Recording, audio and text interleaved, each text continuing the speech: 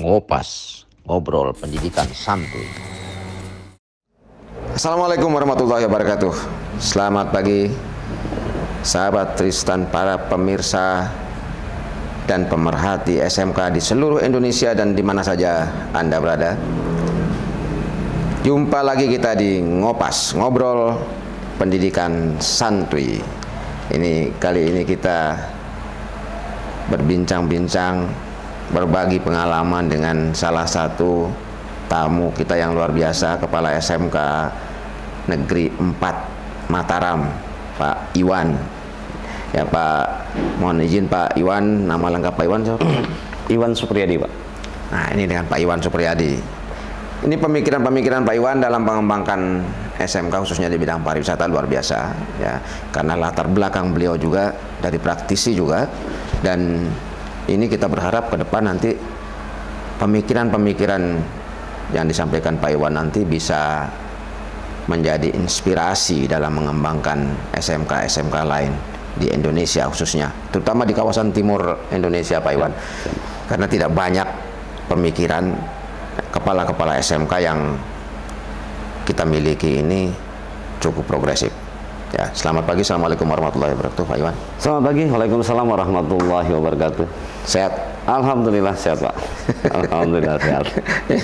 Luar biasa ini ya, di SMK 4 Mataram mungkin sekarang ini sudah perkembangannya luar biasa, dan di NTB sendiri juga berkembang cukup pesat.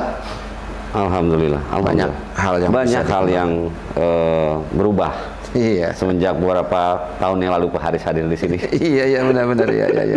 Pak Iwan, ini mungkin teman-teman tidak tahu bagaimana perkembangan SMK. Nanti Pak Iwan akan cerita bagaimana SMK berkembang, bagaimana merangkaknya SMK ini berkembang hingga saat ini, dan sudah memiliki satu terobosan-terobosan yang bisa dijadikan sebagai salah satu inspirasi oleh kawan-kawan nanti khususnya di kompetensi pariwisata ini, Pak Iwan.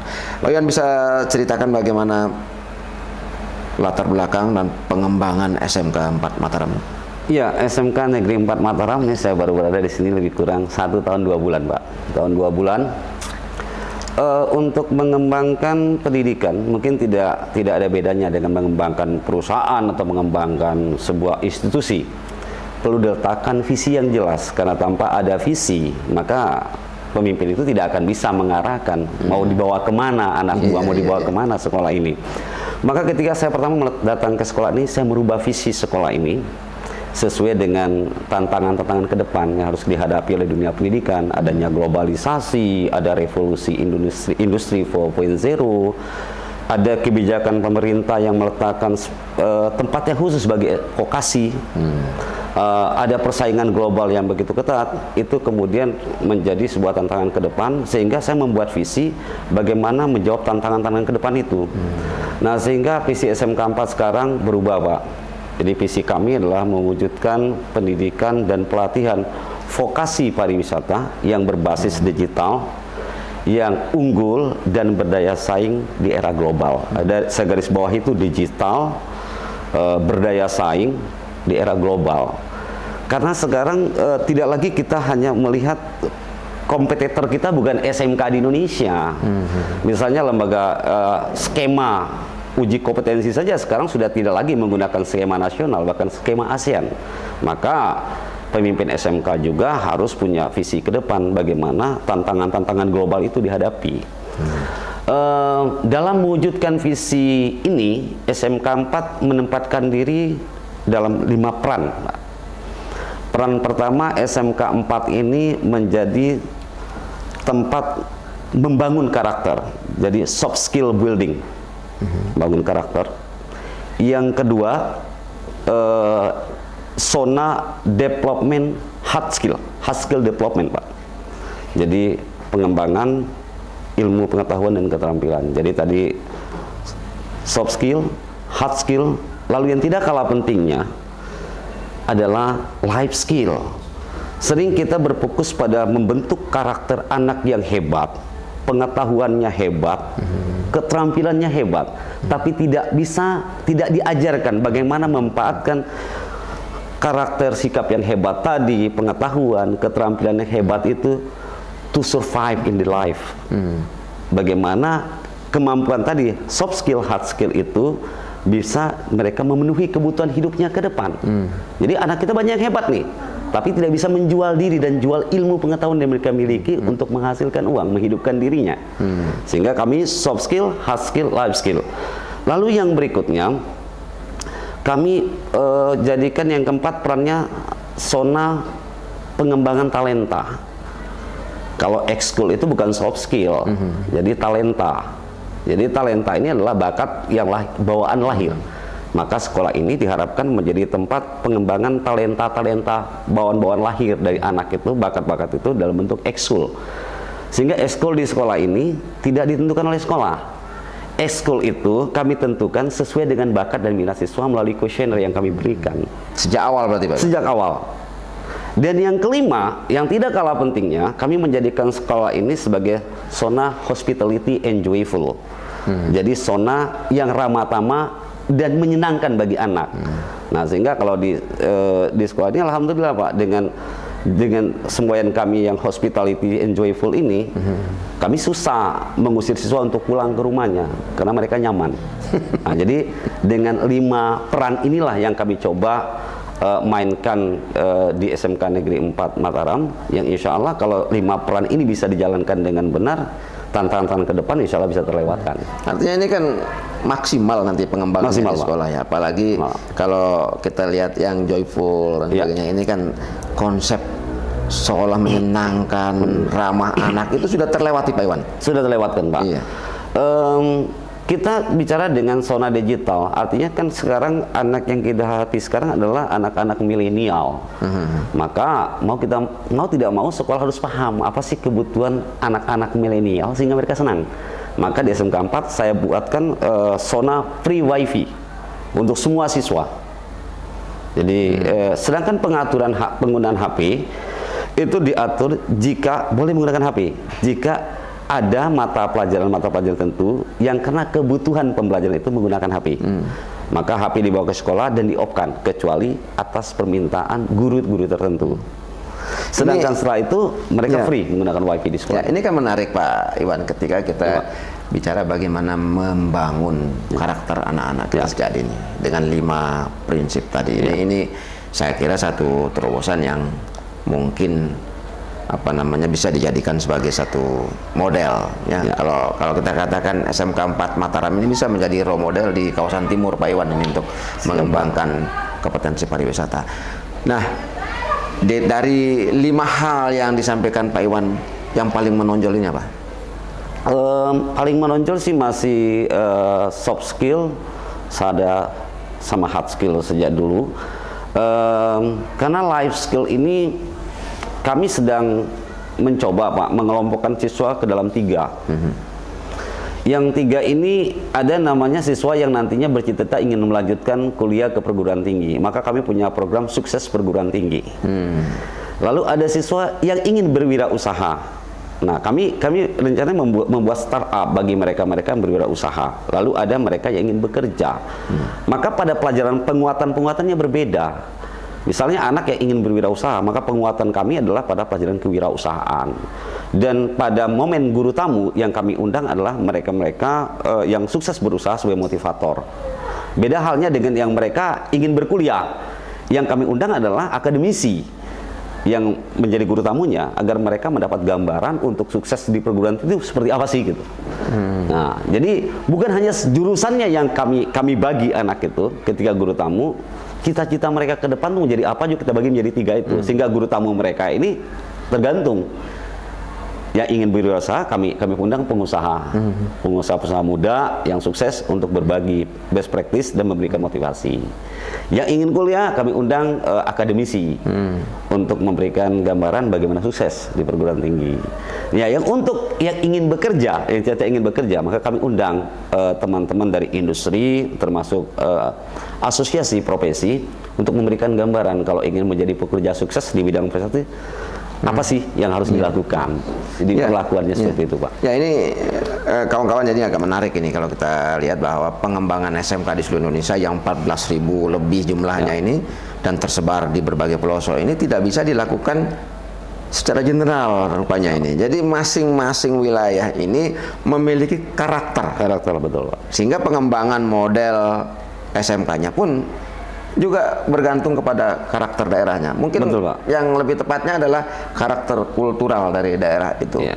Ya Pak Iwan ya? Betul Pak. Nah, kalau kita bicara di SMK 4 sendiri Pak Iwan, khususnya di iklim di Mataram, Iya, di Nusa Tenggara Barat itu, ya, apa yang Pak Iwan pikirkan ke depan bagaimana mengembangkan pola pembelajaran pariwisata di SMK 4 khususnya dan di NTB pada umumnya. Baik Pak. Jadi kalau bicara tadi tentang, mungkin kita bahas dengan kearifan lokal Pak. Setelah pandemi, di mana banyak hotel, restoran atau industri-industri di bidang pariwisata itu pada boleh dibilangin mem-PHK atau merumahkan mereka punya pegawai.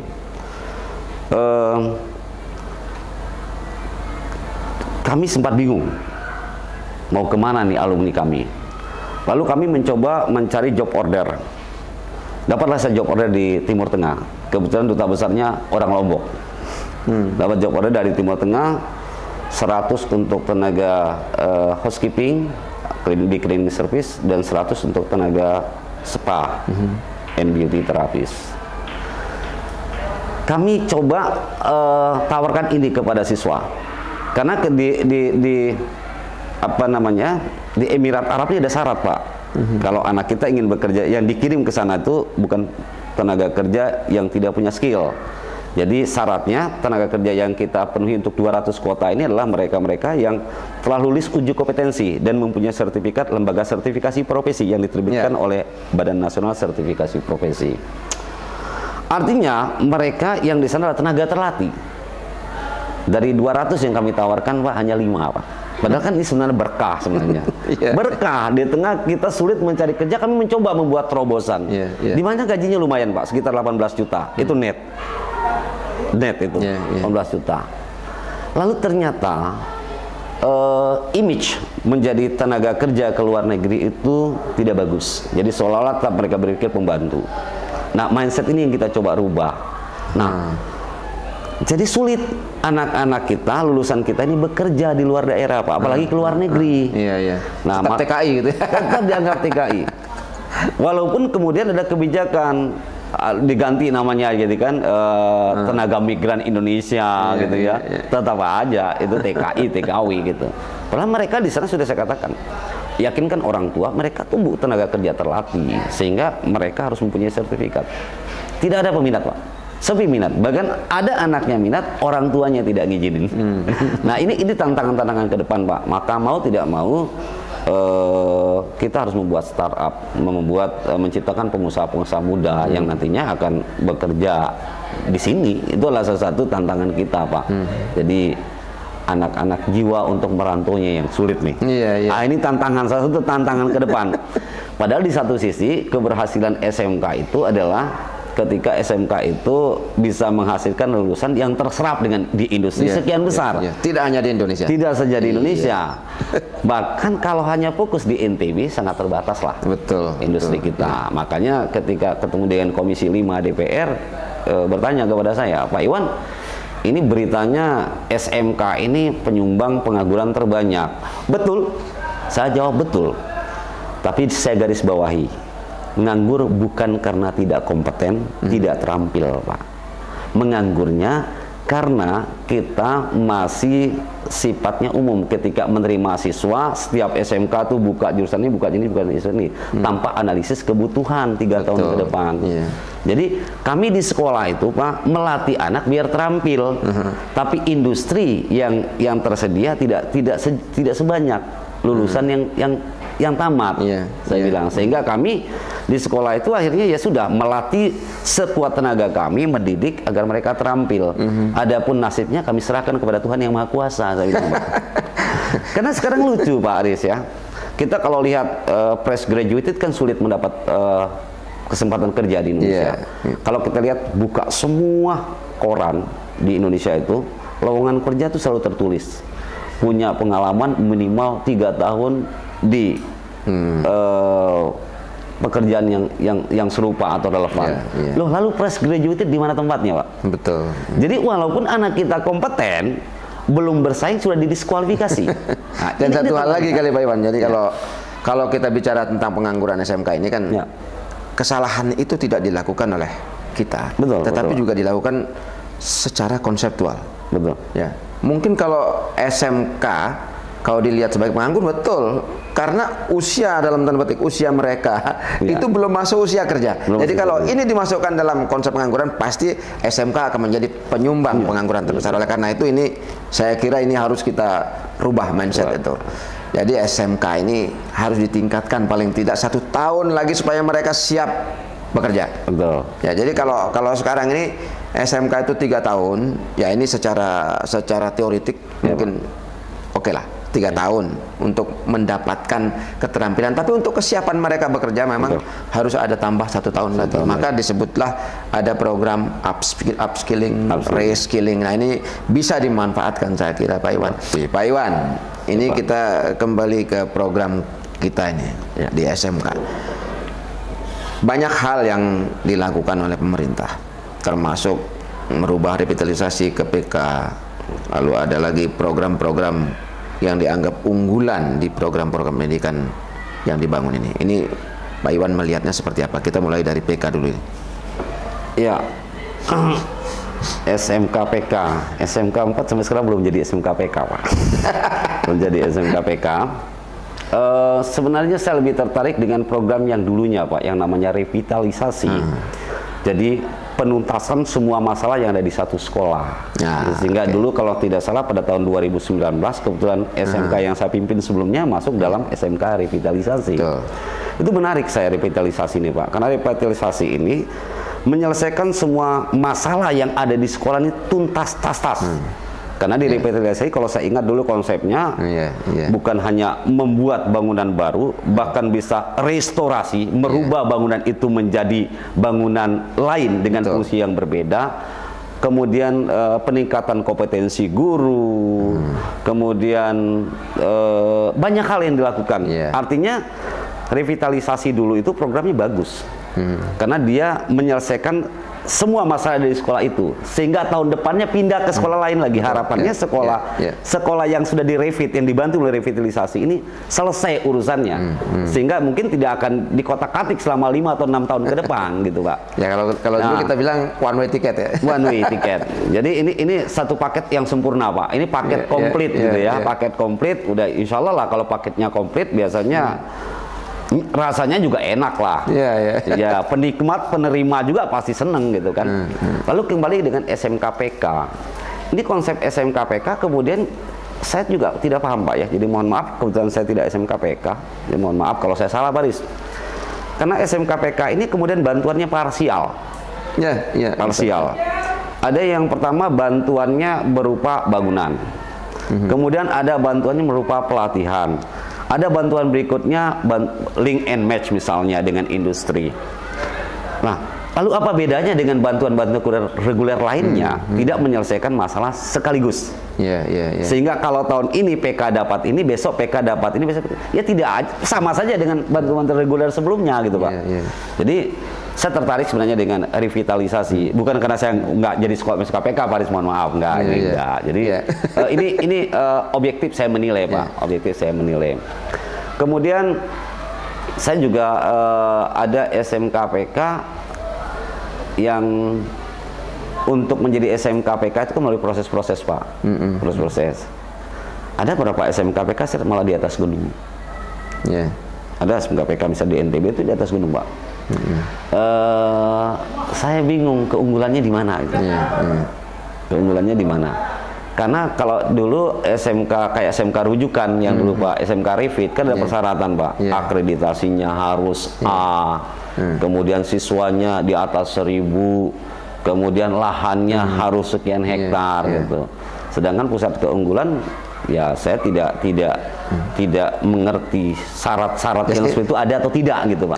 Kalau keunggulan pusatnya ada dibangun di gunung, mau keunggulan apa gitu? Ya saya nggak paham Pak. Jadi itulah pusatnya. Jadi mohon maaf, bukan karena saya ini nggak unggulan.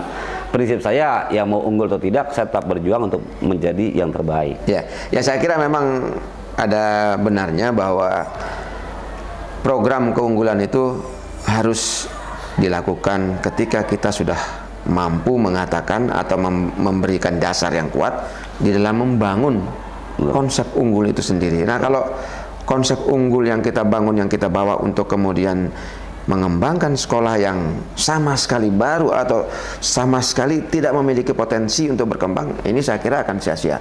Jadi ada memang perbedaan antara program revitalisasi dengan program SMK Pusat Keunggulan ini. Yang ini sekarang menjadi perdebatan, menjadi kebingungan banyak sekolah saya kira. Betul Pak. Ya, ini tidak hanya terjadi di Nusa Tenggara Barat, tetapi juga di daerah yang agak ke barat, di Jawa misalnya gitu. Ini juga persoalannya sama. Jadi ada kebingungan masing-masing sekolah atau daerah ya terhadap program itu bagaimana melaksanakannya. Nah, Pak Iwan, di samping program PK ini kan ada juga ide misalnya BLUD, belut. Ini juga menjadi satu persoalan. Ternyata belut ini di banyak sekolah juga menimbulkan kesan menambah beban bagi sekolah-sekolah baru.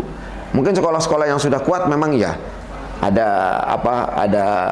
semacam inspirasi lah. Ya. Jadi bisa, wah ini belut ini bisa menambah greget kita untuk berusaha gitu Pak Iwan. Tapi kan tidak semua sekolah begitu. Jangan-jangan ini menjadi satu beban karena beralihnya fungsi sekolah dari fungsi pendidikan ke fungsi bisnisnya. Seperti apa Pak Iwan? Ya, di NTB sendiri SMK BLUD baru 11 Pak, dan tahun ini diusulkan 23, dan alhamdulillah saya belum termasuk BLUD juga.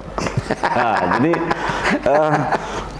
saya sering agak lucu juga Pak melihat BLUD sekolah itu memiliki unit usaha yang legal gitu Pak ya. Kemudian semua orang berupaya semua SMK ingin menjadi SMK belut, lalu menciptakan sebuah produk. Ya, ada beberapa sekolah yang menciptakan mobil listrik dan macam-macam lain sebagainya. Padahal kalau kita bicara tentang produk Pak, kalau bicara bisnis nih Pak, artinya tidak hanya cukup kita menciptakan produk. Produk itu apa punya nilai ekonomis atau tidak? Apakah punya ekonomis sudah cukup? Tidak cukup juga. Apakah kompetitif enggak harganya? Apakah sampai situ? Tidak juga. Apakah dibutuh masyarakat enggak? Nah, jadi ketika SMK belut cuman label belut, tapi tidak ada produk yang hasil karya yang dihasilkan yang punya nilai ekonomis, punya nilai kompetitif, bersaing di pasar dan dibutuhkan masyarakat. Saya bingung jadinya itu. Jadi SMK belut mau jadi apa sebenarnya? Jadi cuman ini yang bahkan ada beberapa sekolah BLUD-nya itu malah di luar konteks pendidikan. Mestinya, ini mohon maaf, BLUD misalnya sekolah itu punya hotel. Lalu hotel itu dikelola di mana yang mengelolanya siswa, tenaga kerjanya siswa. Jadi betul-betul jadi teaching factory dari sekolah, lalu menghasilkan uang itu bagus. Ada beberapa sekolah yang dengan bangga dia menjadi belut karena dia mampu menjual lapangan futsal, mampu menjual lapangan bola, karena dia punya lahan yang luas, lalu mampu lahan parkir, lalu karena dekat dengan bank dia buat ATM. Lalu apa artinya? Apakah belut ini truly cari untung dong? Tidak menjadi teaching factory. Mestinya produk yang dihasilkan oleh sekolah itu, yang sekolah belut itu, yang melibatkan siswa dalam rangka memperkuat kompetensi, Pak. Lalu apa artinya tadi? Apa hubungannya? Misalnya jurusan tekstil, dia sekolah belut, tapi karena lahan parkirnya luas, dia sewakan lahan parkir, sewakan lapangan sepak bola, sewakan lahannya untuk ATM. Lalu di mana pembelajaran siswanya? Artinya kalau sudah seperti itu truly bisnis. Jadi sekolah itu berubah menjadi yang dulu instansi yang sosial kemudian menjadi komersil.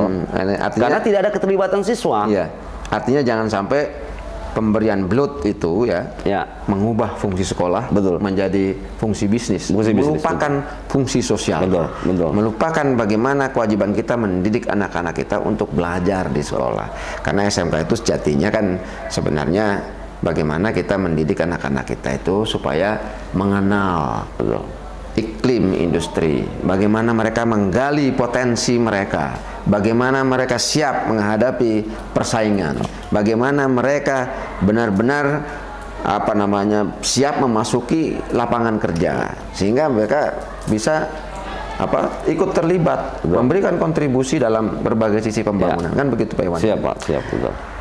Sebenarnya masih banyak hal yang ingin kita gali dari SMK 4 dan kepala sekolah SMK 4 yang luar biasa ini, tapi karena waktu yang sangat sempit ya, kita akan ketemu lagi nanti di waktu yang akan datang dengan ide-ide menarik yang juga tidak kalah besarnya. Sahabat, nanti kita akan kembali lagi dengan topik yang tidak kalah menariknya dengan apa yang kita temukan hari ini, ya, dengan SMK-SMK yang juga luar biasa pada Ngopas yang akan datang. Demikian, Assalamualaikum warahmatullahi wabarakatuh. Waalaikumsalam warahmatullahi wabarakatuh. Ngopas, ngobrol pendidikan santuy.